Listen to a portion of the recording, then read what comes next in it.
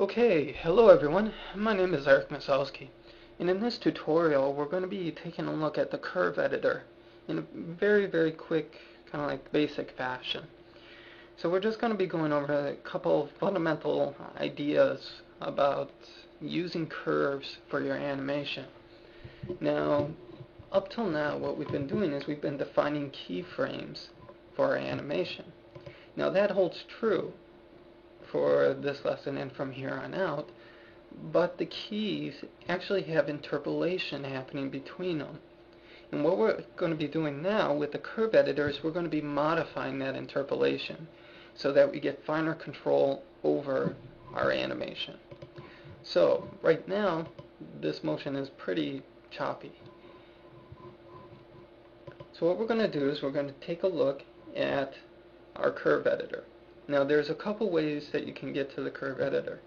The first one is kind of like access to a mini curve editor that only has a few of the features of the full curve editor. And that is what we're going to be looking at first. So we'll just slowly expose more and more options. So right next to our keyframes in the lower left hand side of the screen is the Open Mini Curve Editor. And what this does is it replaces our timeline with this curve editor. Now when we play this back, you can kind of see what's happening here. We have this very linear approach between one keyframe to the next, and that's what's giving us our effect. So as we go up and down, here we go. Now we can click and drag on these double vertical bars to scrub through time. Now if I go to the highest point here, we can see that our sphere has a z value of close to 200. If we look in our curve editor, this keyframe has a value close to 200. So this blue line represents the positional change on the z axis. So if I drag this down, you can see how it moved it down as well. Alright, so let's just hit play. And we're going to start modifying this and watching the effect it has on our animation. So let's just move this up slightly. There we go. Alright, so make sure that our move tool is selected. We can select a keyframe, drag it to a different point in time to get very different timing. We can right click on the keyframe and specify explicit values. So say I want this to be on frame 20 and I want the value to be exactly 200. There we go. Now within this tab we can also specify the ease in and ease out of this interpolation. Right now it's set to linear. What we can do is we can click and hold the left mouse button down and choose from several options here, such as smooth, linear, jump, ease in, ease out, and then various custom options. So for example, if I go with smooth, you can see how the curve changed. And since this directly applies to the Z position, what we're seeing is basically a change in its height. And so there it kind of smooths it out. Let's try ease in for both of these. Go. So now we're getting a little bit more natural.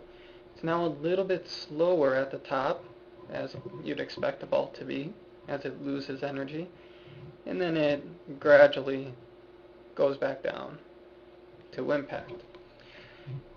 Let's close down our little window, and let's take a look at a couple other options. Now let's select our key at the bottom left. And if we click on one of the custom curve options, namely the first one, you can see that we get this little handlebar that we can now move and adjust however we want. And so we can use this to kind of adjust kind of like the energy the ball has right at the beginning. So let's do the same for our last keyframe. There we go. So now what's happening is there's a lot of energy as it explodes up from the surface. Slows down, going slow, speeds up, speeds up, speeds up, and gains a lot of speed right before impact, before it does this all over again. Okay, so that's very basically how we can modify existing motion with the curves. Now let's say we want to add a key to our current animation. We can do that with this button right here, which is like a little arrow pointing to a box along a line. And what we do is we just click on our curve where we want to put those new points. We can now modify these points freely, just like the previous ones. And so this motion really isn't natural at all, but just wanted to illustrate that you have complete control over it. So we can now select these keys and just delete them if we no longer want them. Now another thing worth noting is something called out of range.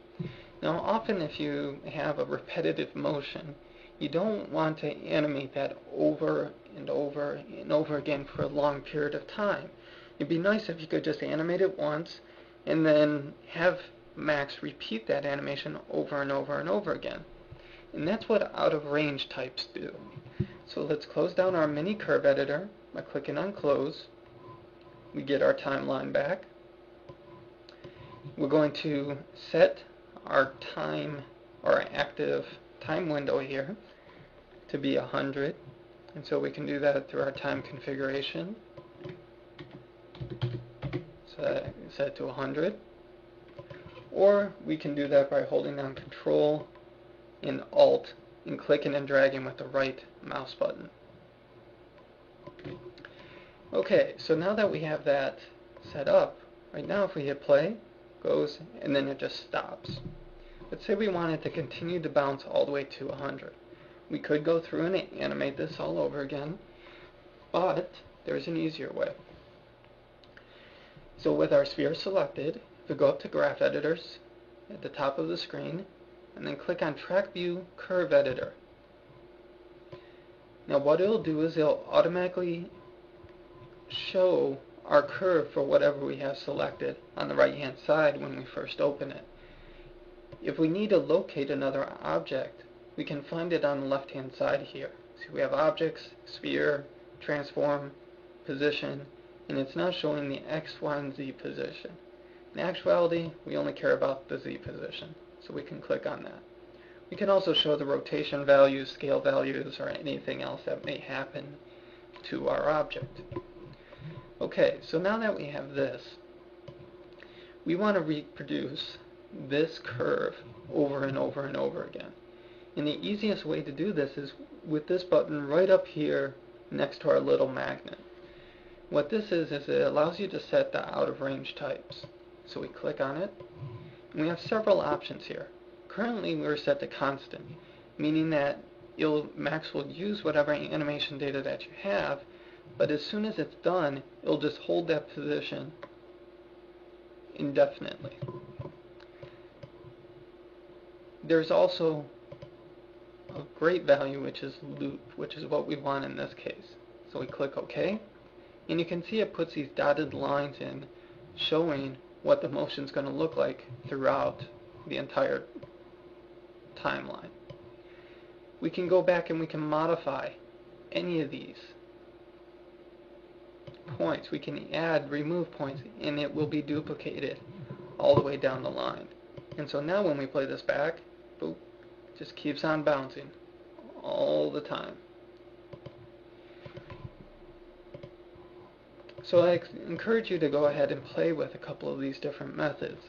Now with a bouncing ball and a very symmetrical, effect here, you're not going to see a lot of changes using some of these other methods, such as relative repeat, ping pong, and so on. But I highly recommend that you just play with these methods and see which ones work best for you. I often use a loop in constant for many repetitive tasks. So like another example of when you might use this is to say that you had like a helicopter blade that was rotating around and around during a long animation sequence. instead of animating that blade turning over and over and over again, you just have to animate it once, set the out of range types to loop, and then you're good to go. You can then focus on other things, more important things. Okay, so that'll basically do it for this lesson on curve editors. In a future one, we'll go over many of the more advanced features, like how we can draw a custom line from scratch very quickly in here, or how we can reduce keys if, say, we have too many defined. You know, a lot of different options like that. So if you have any questions, feel free to contact me or post on the forums. Thanks for watching.